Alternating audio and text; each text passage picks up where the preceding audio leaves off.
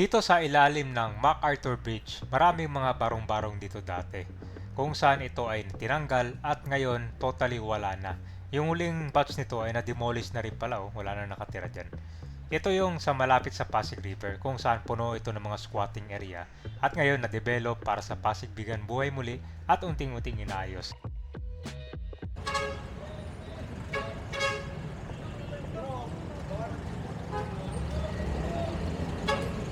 So, madilis kasi ito, umito yung kamay. Marami talaga mga pasero ang dumadaan dito.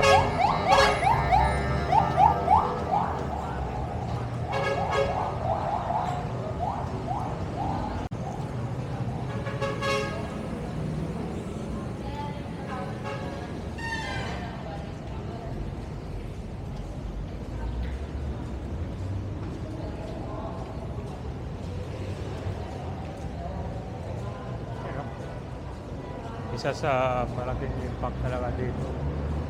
Ito, abangan natin kung ano yung matutuloy ba yung develop dito, no? Maganda. Kasi kahit gabi, hindi oras ng gabi, may mga dumadaan pa rin dito. So dapat kuhan pa rin. Pero meron namang nagbabantay dito, no? Okay. Dati ang daming mga kon dito, mga gamit, no? Yung mga informal sectors.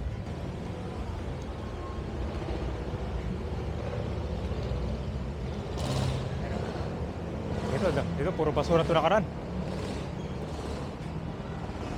Ano? Ito, ginagawa nilang itsasan dito.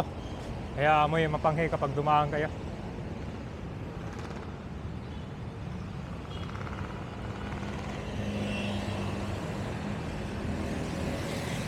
Bagong pintura na rin to kasi nung nagkaroon ng rally, pinunturahan.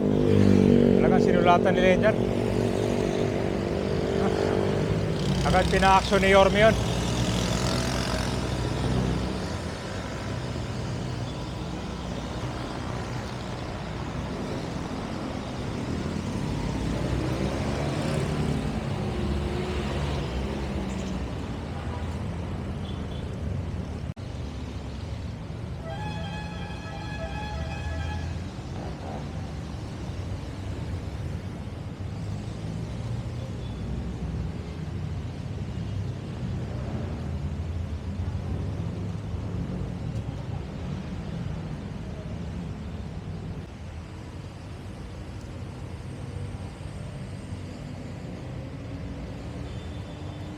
Ito yung isa sa open park dito kabayan sa Manila.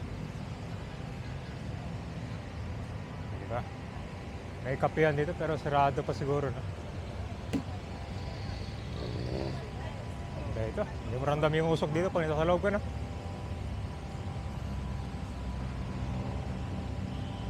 Highway Division 4.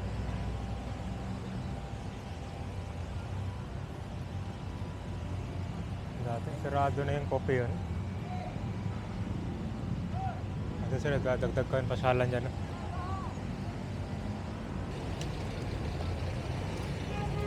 Yan. Ito yung one of the freedom parks dito sa Metro Manila. Malalaking ganap ka ba? Dito yan. Ito po yung harap ng Manila City Hall sa Madaya. Dito muna tayo. Tignan muna natin yung tulay doon.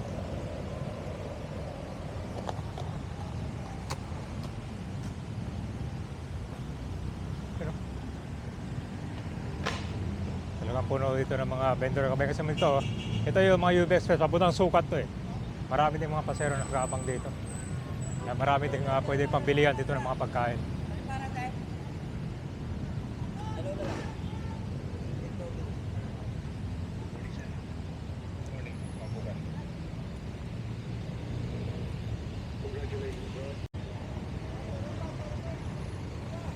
Sure.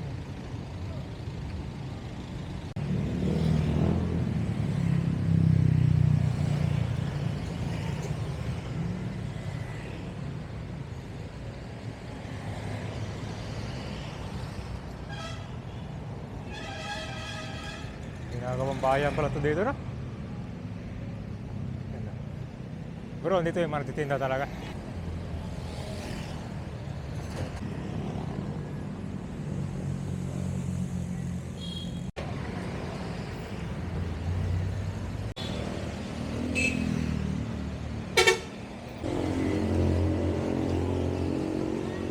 guys. Oh. Oh, okay, malinis na pala dito, no? Oh. Ito, wala na. Tingnan natin sa kabilang side. Dito, kapag dumaan dito, amoy na amoy mo yun eh. Yung talaga, itchas dito, tsaka yung banghe, no?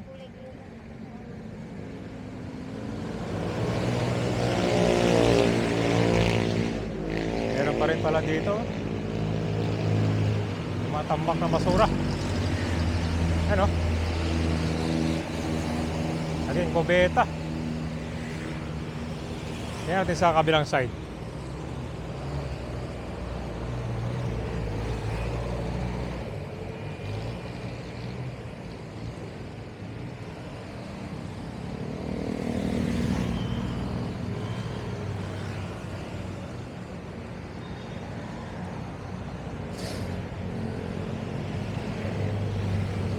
Ito yung maganda ito kabay. Ito yung puno ng mga squatter area, no?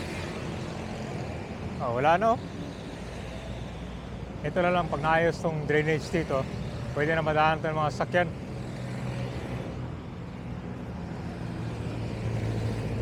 Uy, may pako na pala dito, oh.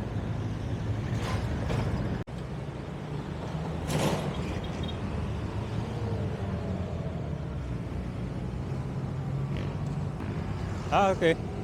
Maganda pala dito, binungkal na yung kanya, yung ginawang squatter area, oh. Yan o guys, wala na, oh. Oh, dati may mga kon dyan eh. Merong mga ginawang bahayan dyan. Maganda, binungkal na. Pati yung taas, winasak ko. Hindi na tatayuan ng bahayan. Ayos, wala na.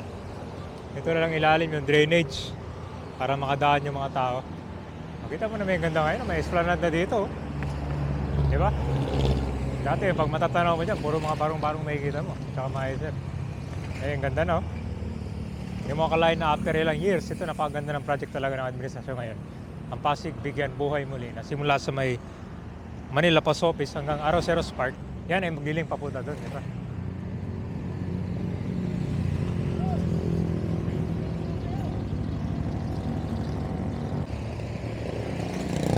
Bukas na pala ulit. Oh. Tingnan dito. Tara, ikot tayo dito. Ada ito, wala nang mga nakatira, oh. Dati, oh. Ito, binungkal na, oh. Pero lang kailangan ayusin dito, guys. Yan, pag naayos yung drainage, matagal yung drainage yan. Stagnant na yung tubig, eh. Ito, ginawan ko, no? Yan, at least may update ka ba, wala lang mga nakatira dito. Yan, no, ginagawa ko kasi ito dito, itchasan, no? Diba? At sa kabila, binakod na rin, no? Tingnan natin. May monument pa dito, guys, oh.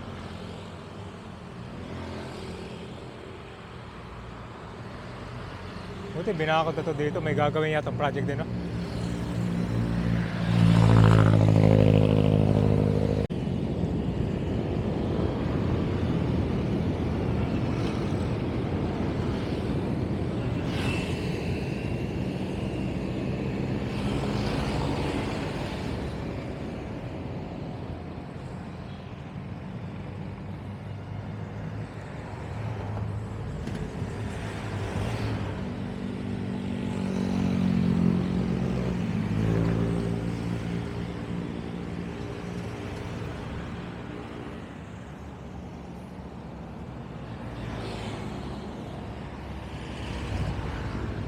Ayan po yung update natin dito sa ilalim ng MacArthur Highway. Ito po yung Pasig River Esplanade.